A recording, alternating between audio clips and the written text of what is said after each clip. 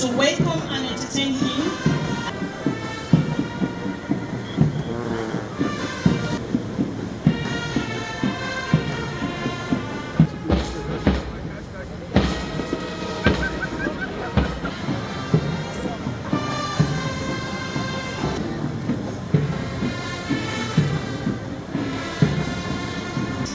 The guards just presented arms to the special.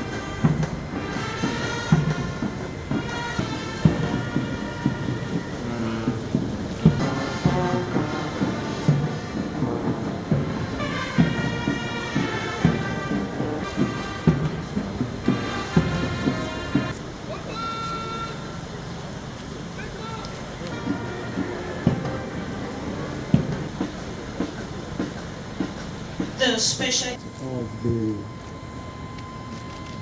Air Force, Nigeria Air Force, as well as for the safety and security of the Nigerian people and our territory, and to the glory of the Almighty God.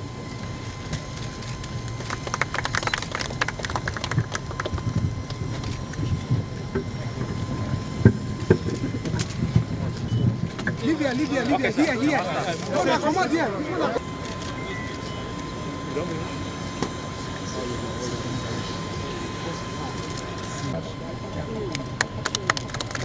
Thank you very much. Your Excellency, thank you.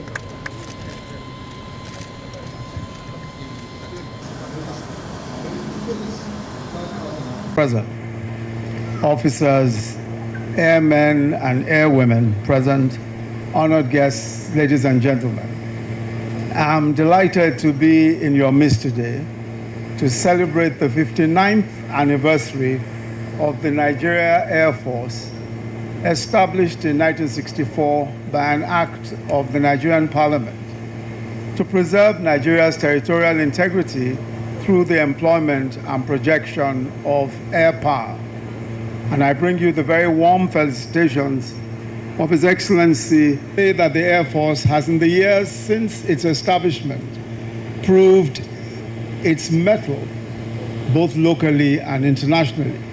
And I must add that I'm impressed by the displays put up by the officers, airmen and airwomen of the Nigeria Air Force at this ceremonial event, especially in the march past, the parade and the colorful aerial exhibition.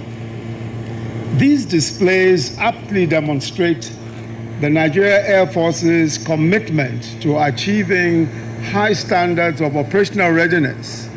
Indeed, our Air Force is willing, able, and ready. I'd like to commend the Chief of Air Staff and his team for the commendable leadership that they have shown in providing for the Nigeria Air Force. As the air arm of the armed forces, the Nigeria Air Force has shown that despite its challenges in terms of the quality of manpower, talents, creativity, and capability, we stand shoulder to shoulder with the very best in the world. As a country, we are proud that in less than 4 years, we've been able to revitalize our armed forces. And in keeping with his promise that as Commander-in-Chief of the Nigerian Armed Forces, he would prioritize the restoration of professionalism in the military to enable them effectively discharge their responsibilities, His Excellency President Muhammadu Buhari ensured that substantial investments have been made in acquiring new platforms and other support equipment for the military and other security agencies, as well as reactivating and upgrading existing platforms. In the last 4 years, the administration acquired new air platforms for the Nigeria Air Force, such as the JF-17 Thunder multi-role fighter aircraft, the A-29 Super Tucano aircraft, the Diamond 62 aircraft, and the T-129 attack helicopter, Beechcraft, and the unmanned aerial systems. And we have just commissioned 2 of those platforms that had been purchased earlier by this administration. The Air Force has also reactivated several aircrafts, and it's worthy of note that the procurement process for military hardware has been reviewed to remove inefficiency and to introduce transparency. For example, the procurement process for the purchase of the 12 Super Tucano aircrafts in 2018 was done through a transparent, first-of-its-kind government-to-government deal with the United States of America. It's evident that the huge investments in the capacity development of the Nigerian Air Force has helped to turn the tide against terrorists and other violent non-state actors in our nation. We must also commend the renewed focus on research and innovation and self-reliance by the Chief of Air Staff. This is far-sighted, and it builds on a tradition that the Air Force has established in the years of this administration, of research, of doing creative work in trying to strengthen our Air Force in various ways. It's also an important component of the development of our military-industrial complex for Nigeria and the armed forces in general. And I'm pleased to note that we're seeing an Air Force that is increasingly confident about its ability and its capability to innovate and to deploy locally developed technology.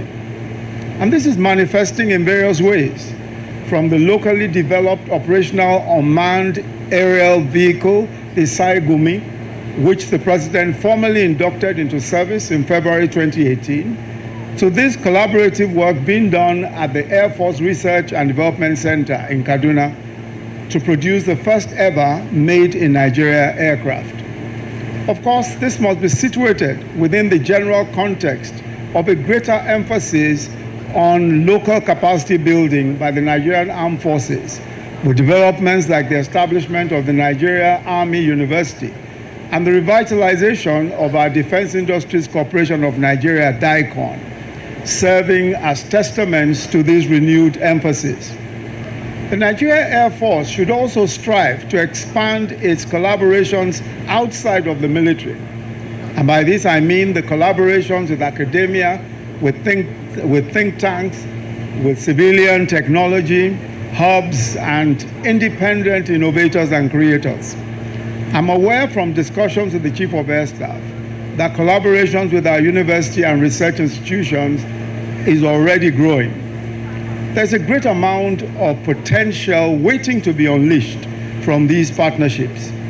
Once again, I salute the resolve of our armed forces and the invaluable contributions of other security agencies in fully containing the security challenges in some parts of our nation, especially the contributions of the Nigeria Air Force in addressing the security challenges of armed banditry, cattle rustling, and kidnapping in the Northwest and in the North Central.